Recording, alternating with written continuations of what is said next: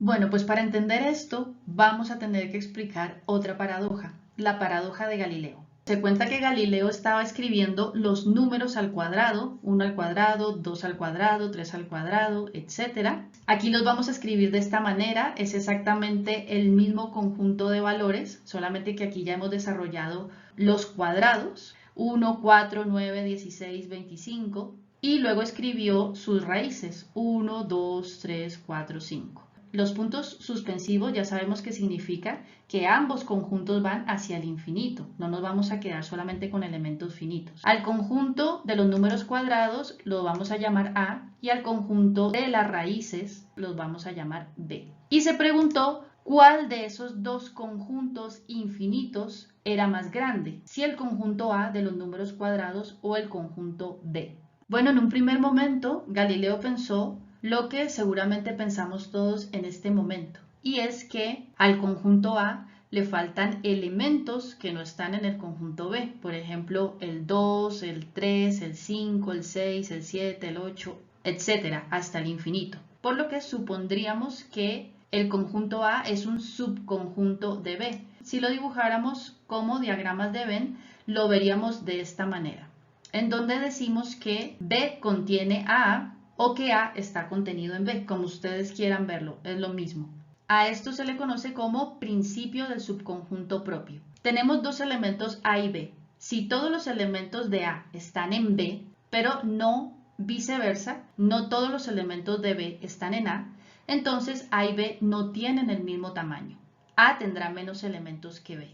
Entonces, rigiéndonos por este principio del subconjunto propio, podríamos pensar o podríamos asumir que el conjunto infinito de elementos de A sería menor que el conjunto infinito de elementos de B. Galileo siguió observando y se percató de una idea que se contrapone con la primera, y es que si hace corresponder cada elemento del conjunto A con cada elemento del conjunto B, o sea, a cada cuadrado le asigna su respectiva raíz, el 1 con el 1, el 4 con el 2, el 9 con el 3, el 16 con el 4, el 25 con el 5, y así hasta el infinito, se supondría que para cada cuadrado habría su correspondiente raíz, por lo que en este caso pareciera que los dos conjuntos son iguales. Esta correspondencia se conoce como principio de biyección.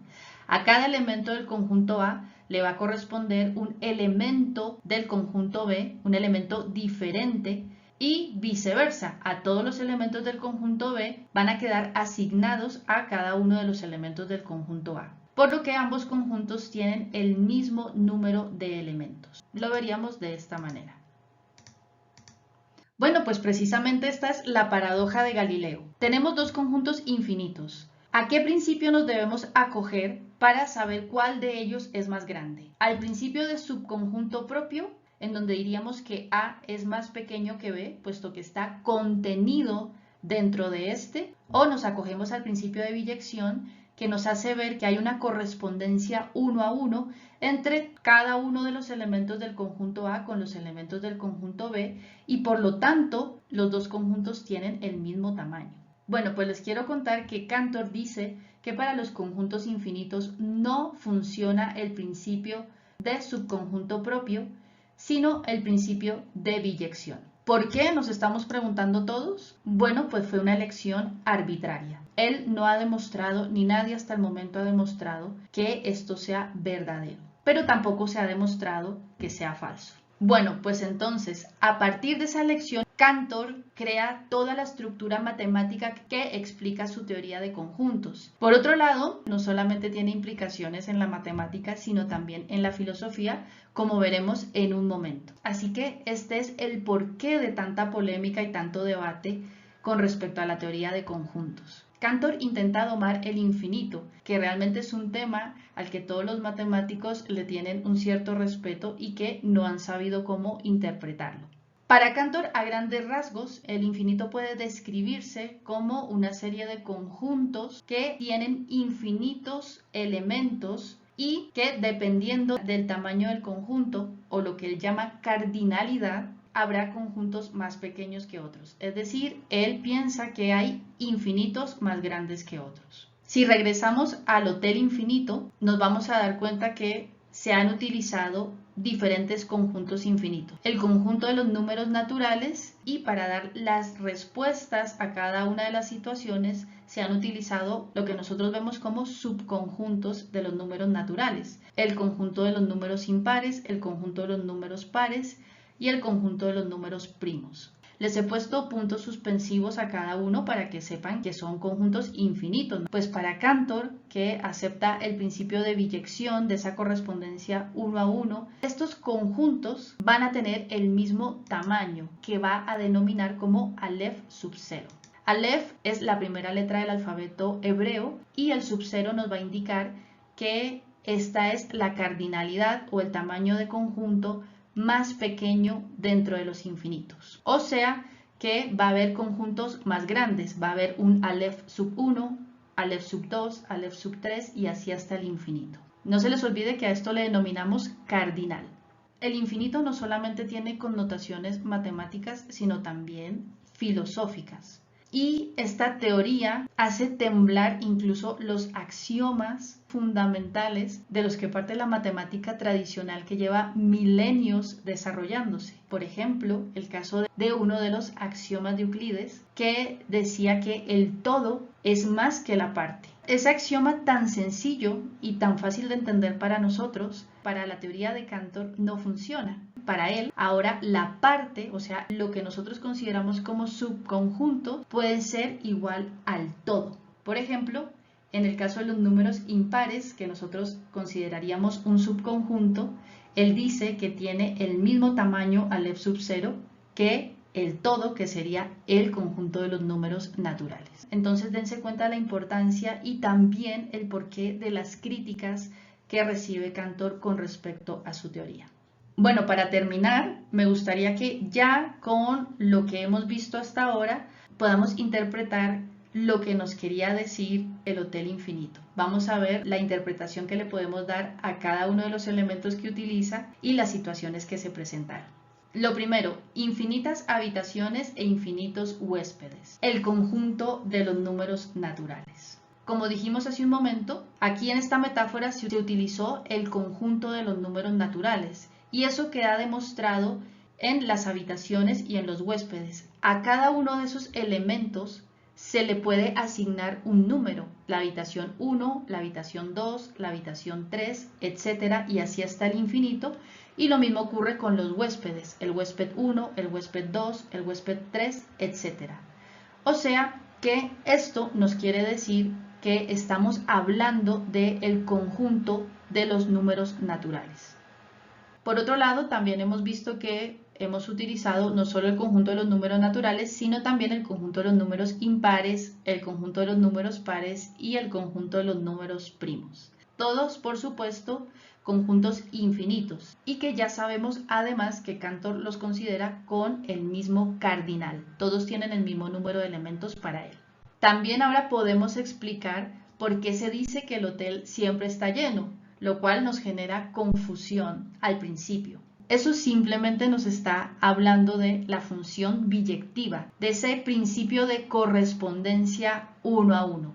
Para cada habitación va a haber un huésped y viceversa. Para cada huésped va a haber una única habitación.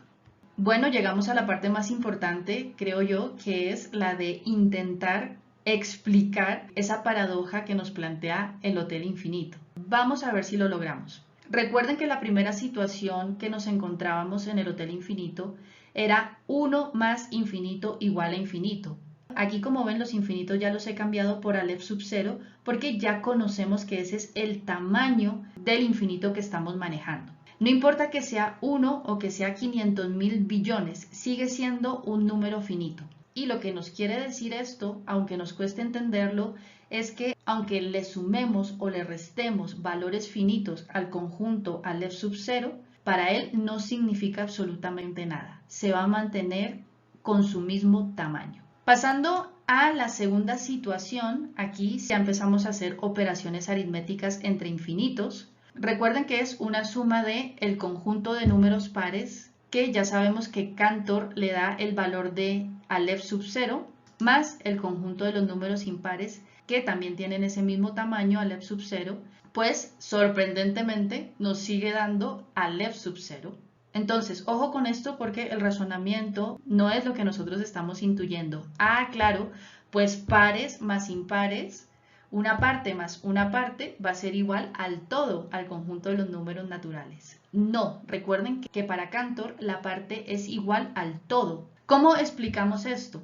Bueno, pues vamos a utilizar los conjuntos. Nosotros tenemos el conjunto de los números impares, el conjunto B, 1, 3, 5, 7, 9 hasta el infinito, y vean que hay una correspondencia, que hay una función biyectiva con el conjunto A, que sería el conjunto de los números naturales. Por eso Cantor dice que la cardinalidad de B es igual a la cardinalidad de A en este caso, Aleph sub 0. Pero ocurre exactamente lo mismo con el conjunto de los números pares. Ustedes ven que hay una correspondencia entre los elementos de ese conjunto C y los elementos del conjunto A, los elementos de los números naturales. C tiene la misma cardinalidad que A, o sea, Aleph sub 0.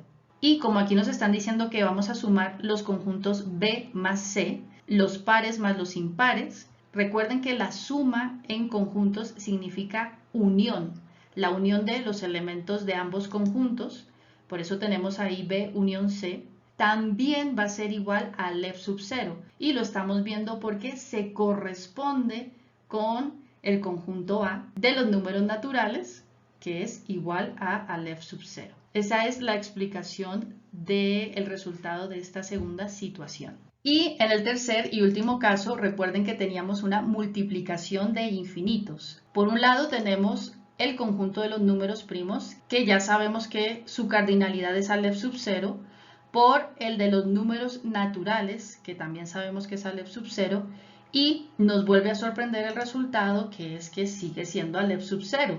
¿Cómo explicamos esto? Bueno, pues muy fácil, simplemente aplicando lo mismo que hemos hecho en los casos anteriores. Al multiplicar los primos por los naturales, recuerden que yo denoté el conjunto de los primos como conjunto D. Vamos a obtener lo que llamaríamos un subconjunto de los números naturales. El 2, el 3, el 4, el 5 y así hasta el infinito. Quiero aclarar dos cosas. La primera es que yo puse aquí el 1, aunque realmente no corresponde a este conjunto. No se les olvide que decíamos que al huésped de la habitación 1 lo dejábamos tranquilo. Eso simplemente es una forma de acomodar la metáfora, de hacerla más sencilla de entender, pero no importa. Yo lo puse aquí porque ya sabemos que un valor de más, un valor de menos en el infinito no hace mella. Sin embargo, sí dejé aquí un espacio porque decimos que 6 se queda vacío. Recuerdan que decíamos que incluso sobraban habitaciones, por ejemplo la habitación 6, la habitación 15. Si hubiéramos sido estrictos, la habitación 1 también hubiera sobrado. Y así una serie de habitaciones hasta el infinito. ¿Esto qué nos quiere decir? Simplemente nos quiere decir que D por A es un subconjunto de A. Pero como ya sabemos que para Cantor la parte es igual al todo, ¿ustedes creen que en ese infinito conjunto de elementos D por A va a haber algún elemento que podamos hacer corresponder con 6 y con 15 y con todas aquellas infinitas habitaciones que se quedaron vacías? Pues la respuesta es que sí. Vamos a encontrar un valor para cada uno de esos valores, haciendo que la función sea nuevamente biyectiva y concluiríamos que ese conjunto D por A tiene la misma cardinalidad que A, o sea, Aleph sub 0. Bueno, y esta pregunta que creo que muchos están haciendo, ¿habrá un momento en que no quepan más huéspedes o siempre se le va a ocurrir a la recepcionista alguna forma de acomodar a todas las personas que lleguen? No importa que sean infinitas por infinitas por infinitas, o sea que vayamos agregando capas de infinito. Bueno, pues la respuesta es que va a haber un momento en que ya no quepan más personas en el Hotel Infinito. Y es precisamente por esa idea de Cantor de que hay conjuntos infinitos más grandes que otros. Cuando llegue un conjunto infinito con una cardinalidad Aleph sub 1, por ejemplo, como es el caso del conjunto de los números reales, la recepcionista va a tener que decir que lo siente mucho, pero no cabe tanta gente. Y obviamente que si son conjuntos más grandes, Aleph sub 2, Aleph sub 3, pues por supuesto la respuesta va a ser la misma. En este caso, solamente va a poder acomodar a todos aquellos conjuntos que tengan la cardinalidad Aleph sub 0. De hecho, Cantor le advirtió esto a Hilbert, pero se ve que Hilbert no le hizo mucho caso porque él sí creía que siempre iba a disponer de habitaciones independientemente del número de capas de infinito que llegara.